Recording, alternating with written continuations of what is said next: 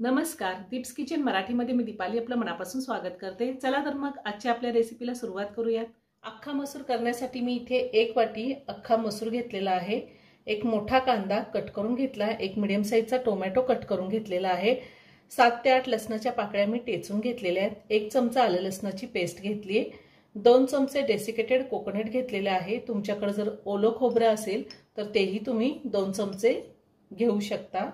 थोडी कोथिंबीर बारीक चिरून घेतली, पाव चमचा हळद, 1 चमचा जिरे, 1.5 चमचा माझा घरगुती काळं तिखट आहे, 1 चमचा बेडगी मिरची पावडर, अर्धा चमचा गरम मसाला, 2 चमचे बटर घेतले, चवीनुसार मीठ आणि भाजी करण्यासाठी आपल्याला तेल लागणार आहे। मी गॅसवर कुकर ठेवलाय, त्यामध्ये 1 चमचा तेल घातलेले, 1 मोठा चमचा तेल घातले,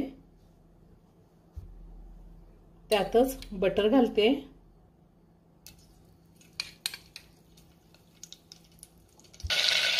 तेल आणि बटर गरम झालेले, त्यात जिरे घातले, त्यातच आपल्याला टेचलेला लसूण घालायचा आहे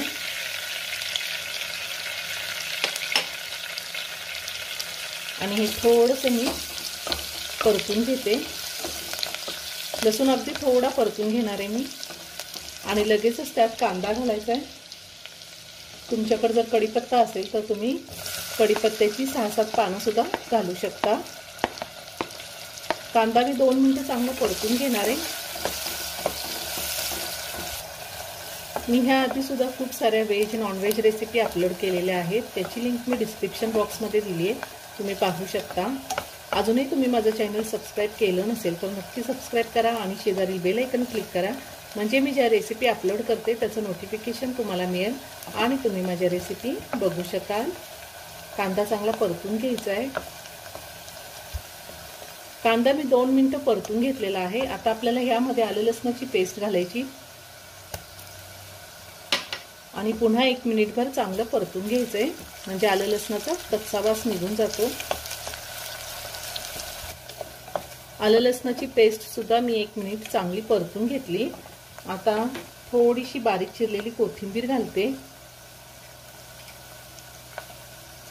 आणि टोमॅटो घालायचा आहे आणि पुन्हा टोमॅटो 2 मिनिटं चांगला परतून घ्यायचा आहे।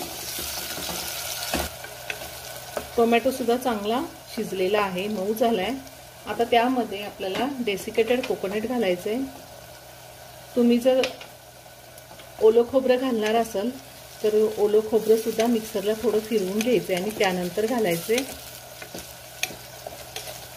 आता लगेचच आपल्याला पावडर मसाले घालायचे, हळद,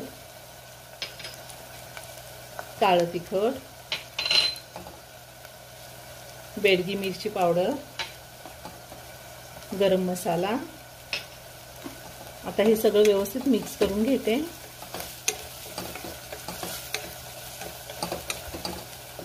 आणि ह्यातच मसूर घालायचे। मी मसूर पाण्याने स्वच्छ धुवून घेतलेले आहेत। आता मसूर सुद्धा मी 2 मिनिटं चांगले परतून घेणार आहे।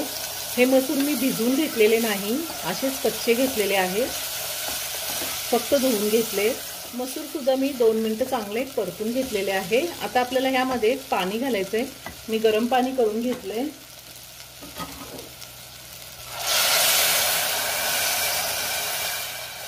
साधारण 1.5 ग्लास पाणी घातलेले आणि आता आपण ह्यामध्ये चवीनुसार मीठ घालूया। पुन्हा मी थोडी बारीक चिरलेली कोथिंबीर घालते आणि सगळं व्यवस्थित मिक्स करून घेते। मीठ घातल्यावर सगळं व्यवस्थित मिक्स करून घेतले। आता कुकरचं झाकण लावायचंय।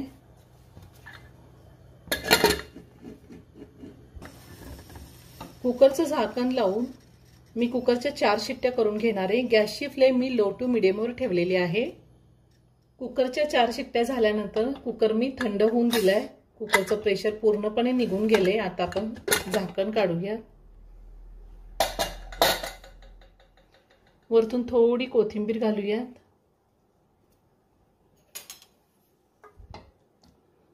खूप छान झाले मसूर। तुम्हाला जर अजून पातळ हवा असेल मसूर तर तुम्ही पाणी घालू शकता। आता मी मसूर एका बाउल मध्ये काढून घेते। खूपच छान झालाय। मस्त सुगंध येतोय। अख्खा मसूरची भाजी तयार करून झालेली आहे। खूप छान झाली। तुम्ही एकदा नक्की करून पहा। व्हिडिओ जर आवडला तर व्हिडिओला लाईक आणि शेअर करायला विसरू नका। रेसिपी आवडली असेल तर कमेंट करून नक्की कळवा। पुन्हा भेटूया अशाच एका छानशा आणि साध्या सोप्या रेसिपी बरोबर। धन्यवाद।